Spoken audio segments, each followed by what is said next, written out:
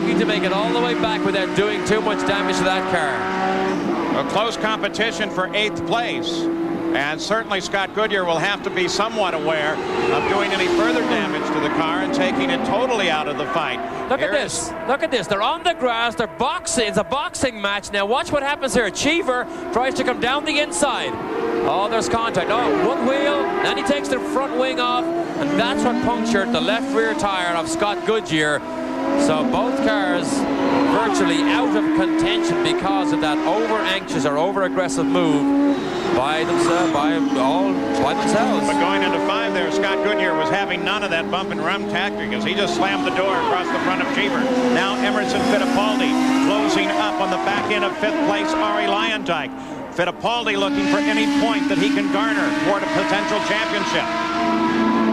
47 laps complete, 3 to go at Road America, 12 miles. Fittipaldi has won 3 times here in the past. The chances of him winning here are slim. The chances of him getting Luyendyk's 5th place are good. And Luyendyk knows that. Defensive driving may have to be employed here by Luyendyk to hold off Emerson Fittipaldi. It's the Ford engine down these long straights. Sometimes, what was that, Puff? A bit of display at the back of Luyendyk's car as his tire lets go. Tire puncture there for Luyendyk. As he came through the kink, good piece of handling to get that car under control at that point. But that gives the position away to Fittipaldi, just what he needed. Now Luyendyk nurses the car back to the pits. Well, that was obviously debris. We could speculate that was possibly debris on the racetrack that cut down Luyendyk's tire, and we saw it as he went by our camera position. Well, Paul Tracy continues to lead in the Texaco Haviland 200. We'll be back for the finish. Paul Tracy has acknowledged a white flag at the start-finish line, indicating 1 more lap to go. Mario Andretti made it back into the pits. They're still working on his car. Ari Luyendyk made it back into the pits. They did replace that tire, and he is back into the competition. And Scott Goodyear also made it, limping back into the pits as well. But we are on the final lap for Paul Tracy, looking for his 4th win this season. And a road course win once again. Nigel Mansell will continue in the points lead if they finish in this order, as one assumes they will. But Paul Tracy is certainly showing his power, and if he was sent out as the rabbit, he took it all the way to the checkered flag for Roger Penske. And he is the walking wounded. Walking, not when he's in the racing car. He's been on crutches since that terrible crash on Friday here. Somebody else is off the road big time, but Paul Tracy in the car doesn't seem to have too much trouble. No one in contest at the top of the order. Tracy followed by Mansell, followed by Rahal and Bosell. Fittipaldi picks up some good luck and moves into 5th place. He climbs the hill for the final time today in the Texaco Haviland 200. And Paul Tracy acknowledges the checker and takes the win. Watching for Nigel Mansell now. His wife happy with that one, of course. Here comes Mansell. Final set of corners. Already he waves at the workers of one of the corner stations. Not in contest with anyone. He climbs the hill. The checkered flag waits for Nigel Mansell, who will continue his point lead by 31 PPG points over Emerson Fittipaldi. He suspected going into this race that it would be very, very difficult to beat Paul Tracy in that Penske, so he had to go into point scoring mode because this championship is so important to him. And here comes Bobby Rahal, who finishes in 3rd place. A splendid day for Rahal. His up and down season, battling, trying to get his new car going. Now he's in the lowland doing well. Let's go to Gary. And here's Roger Penske. 3 days in Germany. You get back late last night, early this morning.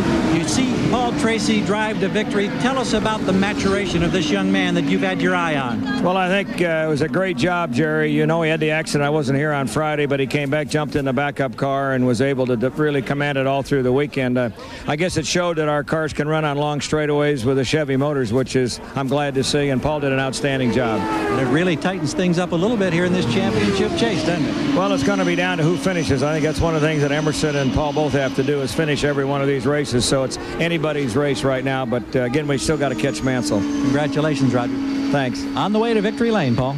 6th win this season for the Penske team, 77th career victory for IndyCar Racing's most successful team, Penske Racing.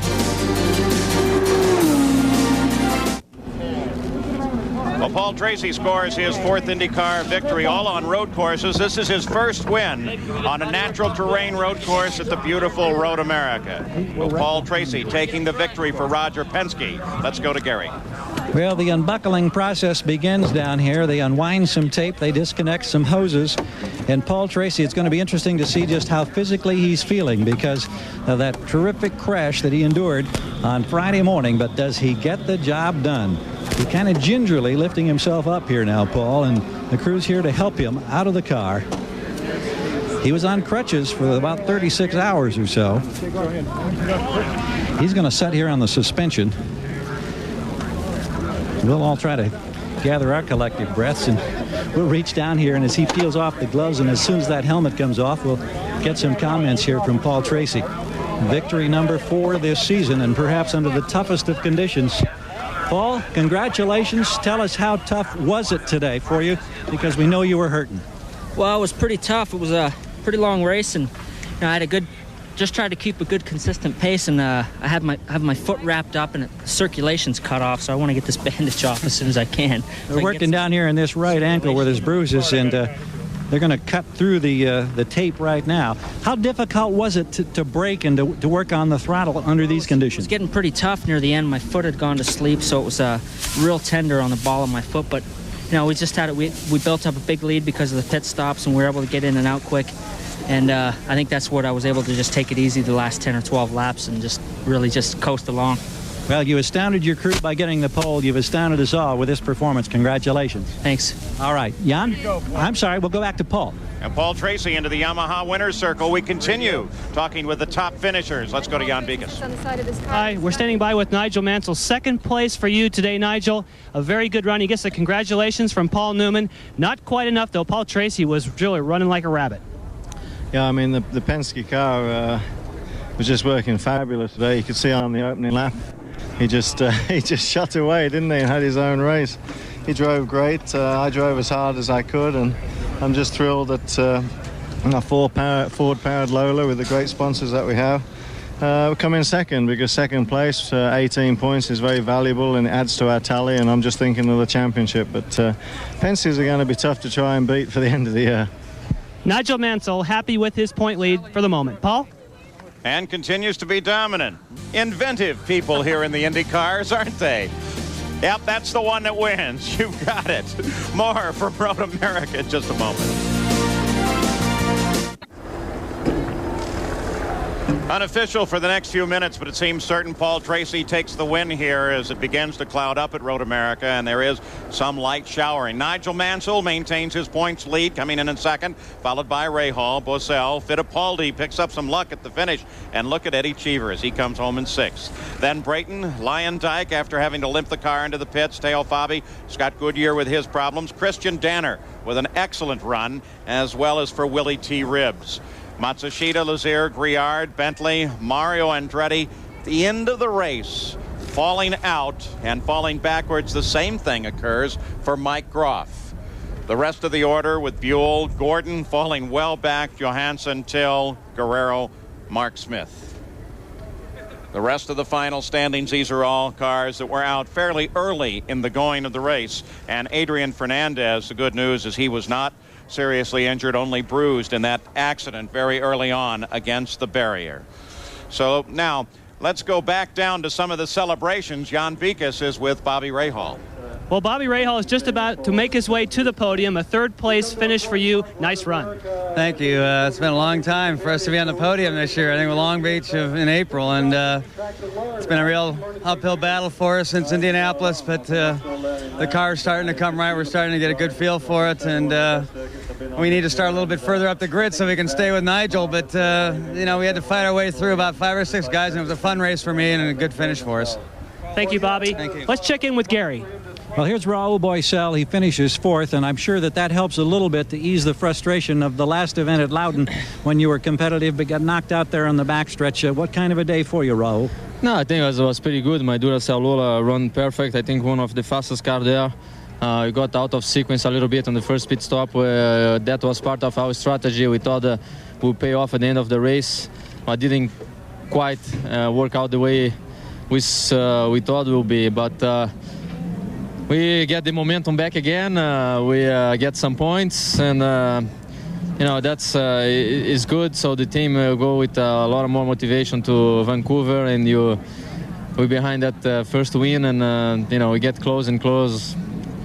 I hope it will happen next race. So we're very happy with the performance we had today. Myself, the team.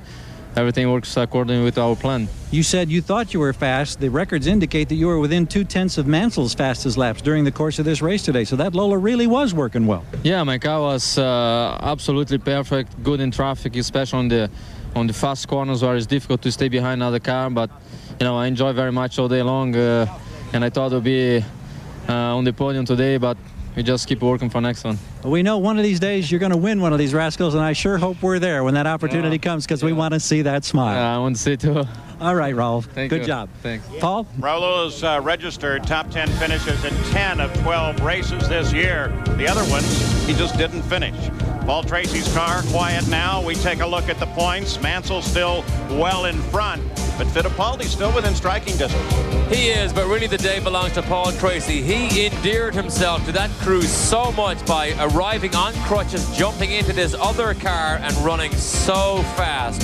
And the fact that they put a win together, well, all it has done is enhanced his reputation.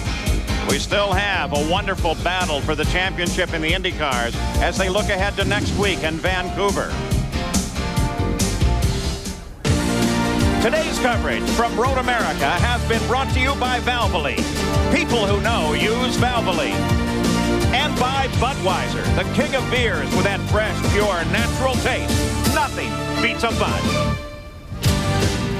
So the day is done here at the magnificent Road America circuit. In 1 week, they will be at BC Place in Vancouver, Canada. And the battle will continue. Nigel Mansell certainly has not yet won this championship. There's still plenty of chance for an opportunity for Mansell to have just one failure, and that championship will be gone. One failure, it opens up the door for either now of the Penske drivers. I believe in the remaining 4 races, the Penske car will be very difficult to beat. But in motor racing, you never know what's around the corner. And it does seem, as Roger Penske suggested, that the Chevy engine is now able to keep with the Ford on the long straightaways. Ford developed, I believe, probably 25 or more horsepower, but Chevrolet look as if they have closed the gap at the critical time of the season. So the battle in the IndyCars continues with a performance in front of the largest crowd for a professional sports event ever in the state of Wisconsin. Governor Tommy Thompson here watching as well as Paul Tracy takes his 4th victory in the IndyCars. I'm Paul Page for Derek Daly, Jan Vikas, and Gary Gerald. So long from Wisconsin.